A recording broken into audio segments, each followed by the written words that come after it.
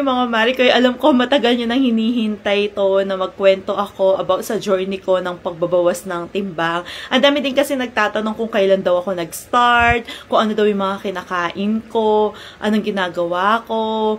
Lahat-lahat ikukwento ko ngayon. Actually, mga Marikoy, last year pa, nag-start na ako sa pagbabawas ng timbang. Kasi nga, nagtatry kami ni Daddy Tano na sundan na si Jace. Gusto kong mabuntis ulit. Napunta na ako sa fertility doctor, lahat-lahat na. Hindi pa rin ako mabuntis. Kasi nga, meron akong PCOS, meron akong thin endometrium. Sobrang nipis ng endometrium, kaya hindi ako nagkakaroon. Actually, last na nagkaroon ako is may pinatake lang sa akin na gamot, tapos dun lang ako nagkaroon. Hanggang sa January ngayong taon na to, nag-decide ako na stop na sa pagpapaalaga. Sabi ko, kung ibibigay sa amin, ibibigay. Yun na lang yung inihingi ko at hinihiling ko at pinagdarasal ko araw-araw. Tapos, ang pinokus ko na lang yung sarili ko. So, noong una, nag-start ako ng January na tinanggal ko yung kanin sa buhay ko, pero hindi consistent. May mga times na kumakain pa rin ako ng kanin kapag nasa farm, kapag may nagyayang lumabas, kumain sa labas. So, kakain ako ng kanin. Hindi siya consistent.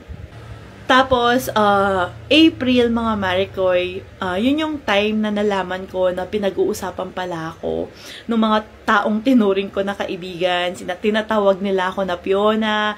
Sinasabihan nila na kaya daw ako hindi nababawasan ng timbang kasi ang takaw-takaw ko daw. Ang dami nilang sinasabi sa akin na masasakit na salita. Tapos, ang taba-taba ko daw, ang losyang ko daw, ang pangit ko daw tignan, wala daw akong karapatan na ganito-ganito. So, nabasa ko yung mga yon, ginawa ko silang inspirasyon para mag-enroll sa gym. At nung April 20, doon na kami nag-enroll ni Daddy Tano sa gym. After 1 week, mga Marikoy, kumuha ako ng personal trainer. So, nung nag-gym ako, ang ginagawa ko, pagkatapos ng gym, kasi 1 to 2 hours pwede kang kumain. Mas maganda kung protein yung kakain mo. So, nagpa-fasting ako. Pagkatapos ko mag-gym, dun ako kakain. Tapos, wala nang kain, mag-apon. Siyempre, bago ko ginawa ito, mga Marikoy, nag-consult muna ako sa mga doktor, lalo na yung para sa BP ko. Yung BP ko kasi ay magulo. Minsan sobrang baba, minsan sobrang taas. Na-hospital ako sa sobrang baba ng BP ko. Na-hospital din ako sa sobrang taas ng BP ko. So, napakagulo niya. Magulo pa sa buhay ko. Kaya kahit na nag-gym ako at nagbabawas ako ng timbang, umiinom pa rin ako ng maintenance, tapos minomonitor ko yung BP ko. Kasi baka sumobra siya sa baba, kasi wala na nga akong masyadong kinakain, tapos iinom pa ako ng maintenance. Hanggang sa pagdating ng June, mga Marikoy, in-stop ko yung maintenance ko kasi nga napapansin ko na nahihilo ako, tapos nanginginig ako, iba yung nararamdaman ko. Kasi yung pala, bumababa na yung BP ko na sobrang baba. So, in-stop ko yung maintenance ko. Nagtuloy-tuloy ako sa pag-gym. Nag-start ako mag-gym, 82 kilos ako. Dati 85. So, nabawasan na rin ako nung January. Then, nag-start ako mag-gym. 82 kilos ako.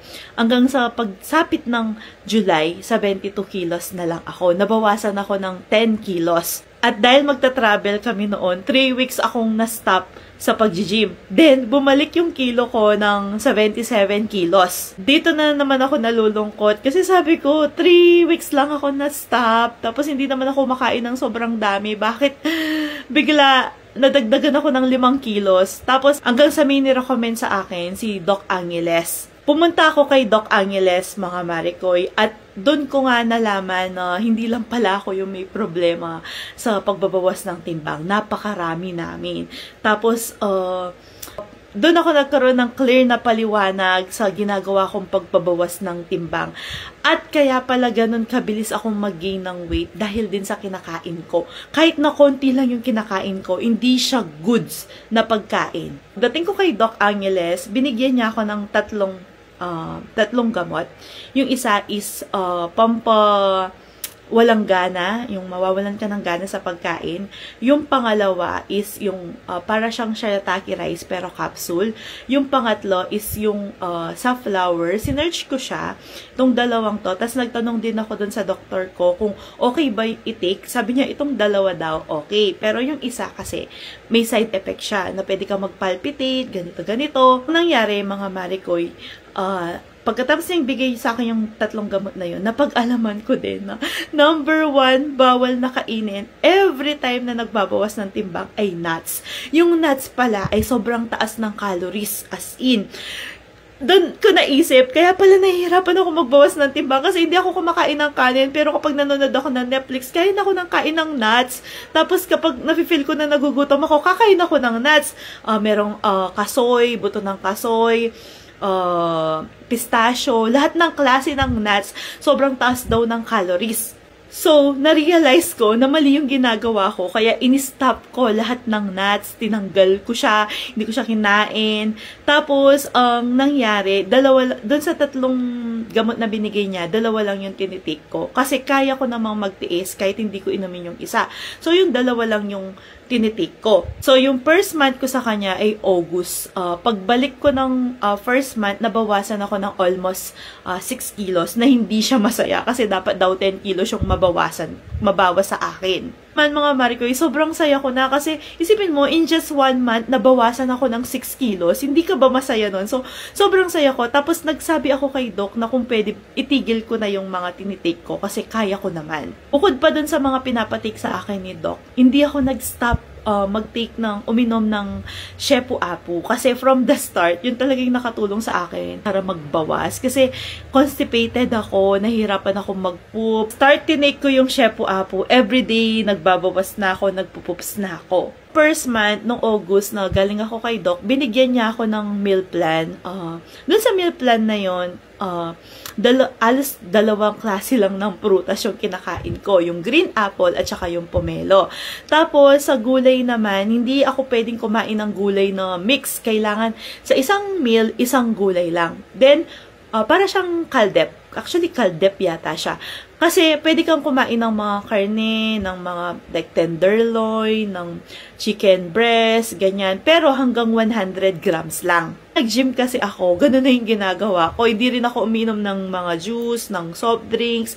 Tinanggal ko, start nag-gym ako. So, hindi ako nahirapan kasi yun na yung ginagawa ko. Actually, minsan mas worse pa yung ginagawa ko. Like, kasi nagpa-fasting pa ako. Pero dito sa meal plan ni Doc, walang fasting. Kakain ka, pero tamang kain lang. Pinaka-advice nga pala, tuwing umaga, black coffee lang, walang sugar. Hindi ko kayang mag-black coffee, hindi ako minom ng black coffee. Tapos, dito na ako bumili ng skim milk at saka Splenda na sugar. So, kapag iinom ako ng coffee, meron siyang Splenda yung ginagamit ko, tsaka yung skim milk. Tapos, pagdating ng snack time, ang kinakain ko is 1 green apple. Pag afternoon naman, yung pomelo, 6 pieces na pomelo yung kakainin ko. Then, nagla-lunch ako, minsan 2 itlog, or kaya yung chicken breast. Bawal lahat ng fried food. Hindi ako kumakain ng fried na pinirito, lahat. Pwede akong kumain ng bangus, tilapia, yan. Pwede yung mga yan. Pero grilled. Pwede din akong kumain ng steak. Kahit na hindi ko tinitake yung binigay niya na pampatanggal ng gana, hindi ko pa rin napipil yung gutom kasi nga kumakain ako every meal time. So, yung first month ko is 600 calories lang yung pwede kong i-take every day. Tapos, nakasurvive ako. Hindi ko alam bakit ko nakaya. Anyway, advice lang, huwag nyo pong susundin ito kung wala kayong doktor or hindi advice ng doktor sa inyo or wala kayong mapagtatanungan na doktor. Kasi ako, kahit na galing ako kay Doc Angeles, nagtatanong pa rin ako dun sa mga doktor na kilala ko. Lalo na yung doktor ko sa BP. Ngayong second month, ngayong September, hindi ko na tinitake yung mga meds na binigay niya. Nagpo-focus na lang ako dun sa meal plan. Kasi yung ngayon niya na second month is nasa 750 to 800 calories lang yung pwedeng i-take every day. Meron siyang mga hindi pwedeng kainin, pero ang ginagawa ko ngayon is any food kinakain ko, basta hindi ako lalagpas ng 800 calories. Everyday, mga Marikoy, everyday na nasa school si Jace, Monday to Friday, nasa gym ako. Madalang lang ako mag-absent sa gym. Minsan umabot ako ng 2 oras sa gym, pero madalas 1 oras lang ako sa gym. Kasi nga, yung coach ko is 1 oras lang yung session namin. Siguro kaya nakakaya ko kasi nakikita ko yung resulta, hindi lang sa panlabas, pati sa loob. Kasi everyday nagbi-BP ako. As in, yung BP ko napaka-normal na. Thank you, Lord. At yun yung pinakamahalaga sa akin. Kasi Ngayon, iniisip ko na mas kakayanin ko pa para syempre masundan namin si Jace. Yun yung pinaka-goal ko sa pagbabawas ko ng timbang, maging healthy at syempre para mas humaba yung buhay ko para kay Jace. Bibigyan ko kayo ng sample ng kinain ko today. Sa umaga, nagkape ako.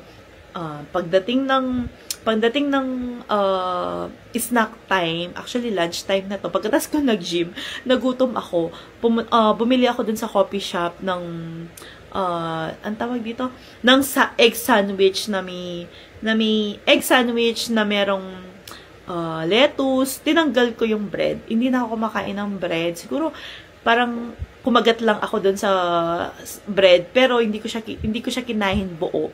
Kinain ko lang yung ano niya, yung egg, yung laman niya sa loob. Yun lang yung kinain ko. Tapos pag-uwi ng bahay, nagluto kami ng lutong kamatis. Kumuha ko ng gulay ng lutong kamatis and then isang piraso ng karne na walang taba. Tapos pagdating ng hapon, kumain ako ng 6 pieces na pomelo. Then ngayong dinner, nafe-feel ko na busog ako, kaya hindi na ako kumain ngayong dinner.